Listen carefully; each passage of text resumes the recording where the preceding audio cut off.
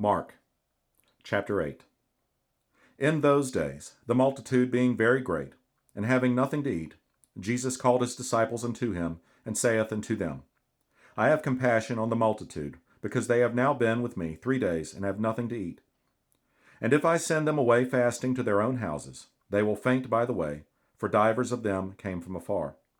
And his disciples answered him, From whence can a man satisfy these men with bread here in the wilderness? And he asked them, How many loaves have ye? And they said, 7. And he commanded the people to sit down on the ground. And he took the 7 loaves, and gave thanks, and brake, and gave to his disciples to set before them, and they did set them before the people. And they had a few small fishes, and he blessed and commanded to set them also before them. So they did eat, and were filled, and they took up of the broken meat that was left 7 baskets. And they that had eaten were about 4,000, and he sent them away. And straightway he entered into a ship with his disciples, and came into the parts of Dalmanutha. And the Pharisees came forth and began to question with him, seeking of him a sign from heaven, tempting him. And he sighed deeply in his spirit, and saith, Why doth this generation seek after a sign?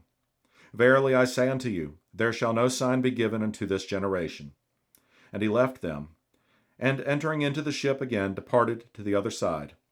Now the disciples had forgotten to take bread, neither had they in the ship with them more than 1 loaf. And he charged them, saying, Take heed, beware of the leaven of the Pharisees, and of the leaven of Herod. And they reasoned among themselves, saying, It is because we have no bread. And when Jesus knew it, he saith unto them, Why reason ye, because ye have no bread? Perceive ye not yet, neither understand? Have ye your heart yet hardened? Having eyes, see ye not, and having ears, hear ye not, and do ye not remember? When I brake the 5 loaves among 5,000, how many baskets full of fragments took ye up? They say unto him, 12. And when the 7 among 4,000, how many baskets full of fragments took ye up? And they said, 7. And he said unto them, How is it that ye do not understand? And he cometh to Bethsaida, and they bring a blind man unto him, and besought him to touch him. And he took the blind man by the hand, and led him out of the town. And when he had spit on his eyes, and put his hands upon him, he asked him if he saw aught. And he looked up, and said, I see men as trees walking. After that, he put his hands again upon his eyes, and made him look up, and he was restored, and saw every man clearly. And he sent him away to his house, saying, Neither go into the town, nor tell it to any in the town. And Jesus went out, and his disciples, into the towns of Caesarea Philippi. And by the way he asked his disciples, saying unto them, Whom do men say that I am?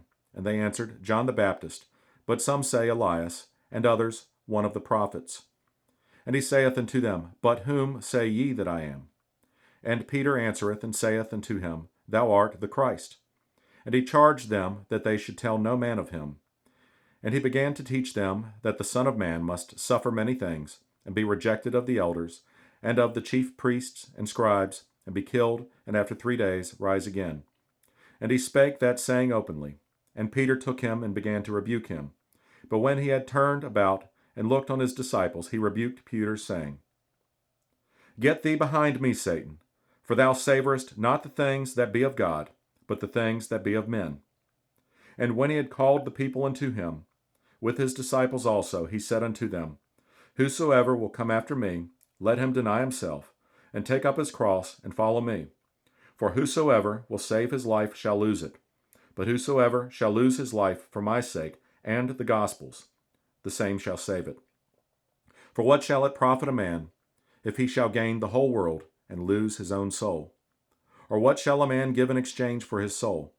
Whosoever therefore shall be ashamed of me, and of my words in this adulterous and sinful generation, of him also shall the Son of Man be ashamed when he cometh in the glory of his Father with the holy angels.